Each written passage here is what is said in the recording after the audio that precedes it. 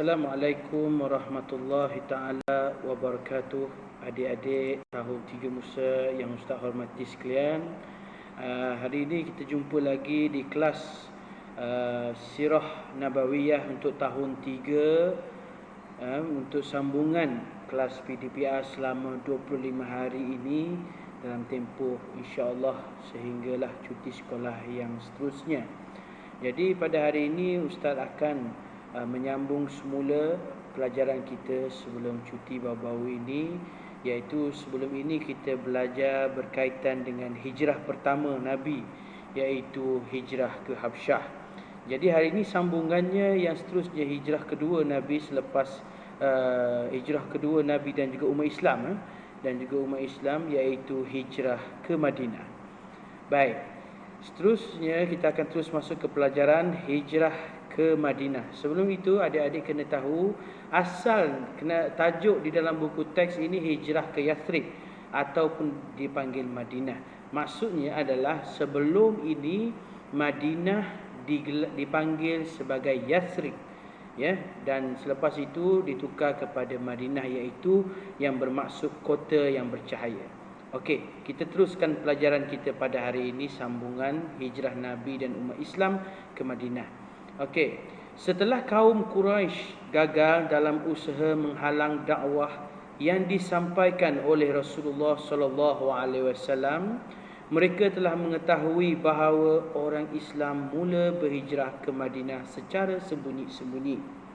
Pembesar Quraisy telah bermesyuarat di Darun Nadwah, nama tempatnya Darun Nadwah, untuk berbincang mengenai cara-cara menghalang Rasulullah sallallahu alaihi wasallam daripada menyebarkan agama Islam dan berhijrah ke Madinah.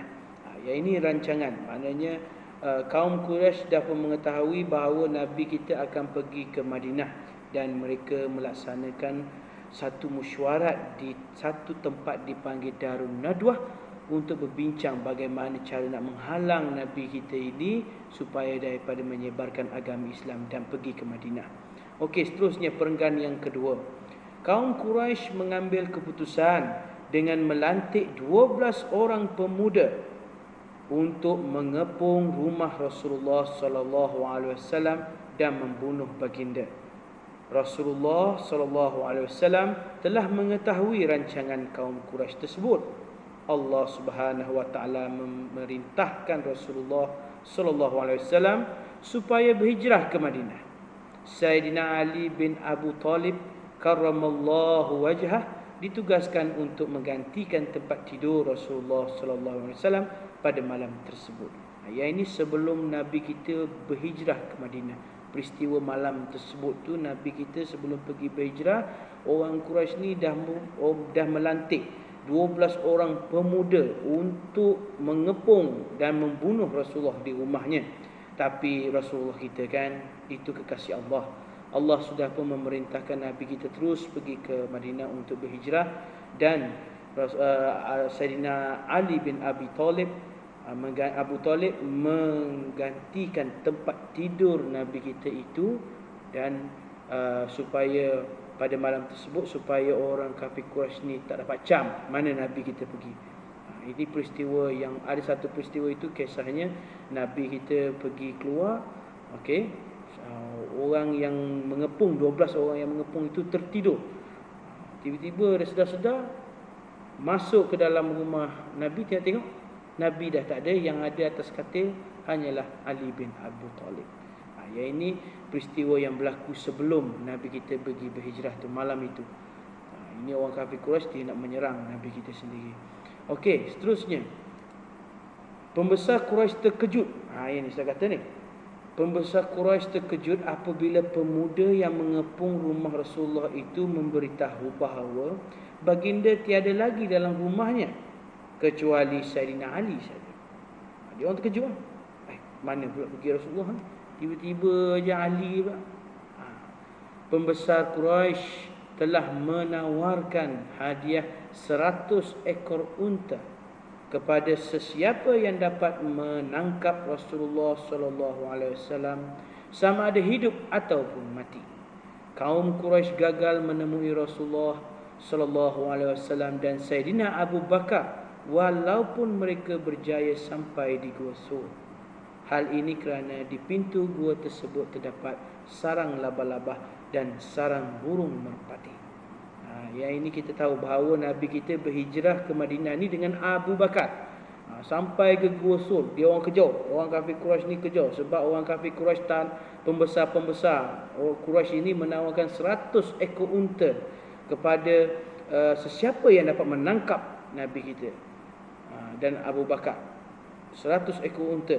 Sampai Gua Sur kejar. Tapi sampai kat Gua Sur, dia orang pun heran. Dia orang yakin tak ada orang dalam gua tu. Pasal apa? Ada sarang laba-laba, ada sarang burung merpati. Tak koyak pun sarang laba-laba tu. Burung merpati tu siap bertelur kat situ lagi. Tak ada bergerak pun. Jadi dia jangkakan bahawa tak ada orang. Sedangkan Nabi kita ada dalam tu. Sebabkan kerana perintah Allah kepada laba-laba dan juga burung merpati itu supaya bertelur di situ, membuat sarang di situ untuk melindungi Nabi kita daripada ditangkap oleh orang kafir Quraisy. Kita tengok yang penggan yang seterusnya.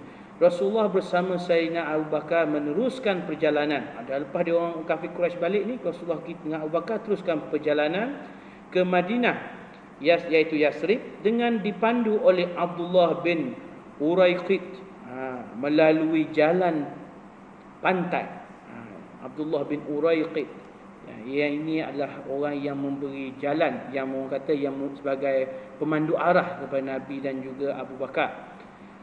Di pertengahan jalan, Suraqah telah berjaya menjejaki Rasulullah sallallahu alaihi wasallam dan Saidina Abu Bakar, tetapi beliau tidak berjaya membunuh baginda kerana kaki kudanya terbenam dalam pasir. Akhirnya beliau memeluk Islam dan kemudiannya pulang ke Mekah. Ayat ini adalah satu mukjizat Nabi kita sendiri. Mukjizat Nabi kita iaitu sewaktu Nabi kita sedang berjalan di pantai, ada seorang kafir Quraisy ni yang dah nampak Nabi kat mana ni, nama dia Suraqah. Nama dia Suraqah. Suraqah ini kejar-kejar nampak tu dia nak pergi ke mana tu. Tetapi ditakdirkan oleh Allah, kejar-kejar, tiba-tiba kudanya, kaki kuda yang ditunggang itu terbenam dalam pasir. Suraqah ni terkejut, kenapa jadi macam ni? Adakah yang ini betul-betul Nabi? Di situlah Suraqah terdetik di hatinya bahawa mengaku bahawa Nabi Muhammad ini betul-betullah Nabi pesuruh Allah. Lalu dia memeluk Islam dan kemudian kembali ke Mekah balik. Tak jadi dia kejar Rasulullah, dibiarkan saja. Dia kembali ke Mekah balik dengan dia sudah pun memeluk agama Islam. Seterusnya Rasulullah sallallahu alaihi wasallam meneruskan perjalanannya, kemudian berhenti di Quba. Satu tempat, nama tempat ni Quba. Di Quba dan mendirikan Masjid Quba, iaitu masjid yang dibina atas dasar takwa kepada Allah. Ia merupakan masjid yang pertama dalam Islam. Apabila sampai di Madinah, Rasulullah disambut oleh penduduk Madinah dengan penuh kegembiraan dan kesyukuran. Jadi ini kalau soalan tanya, apakah masjid yang pertama dibina? Nama dia Masjid Quba. Jangan tertukar dengan Masjid Nabawi.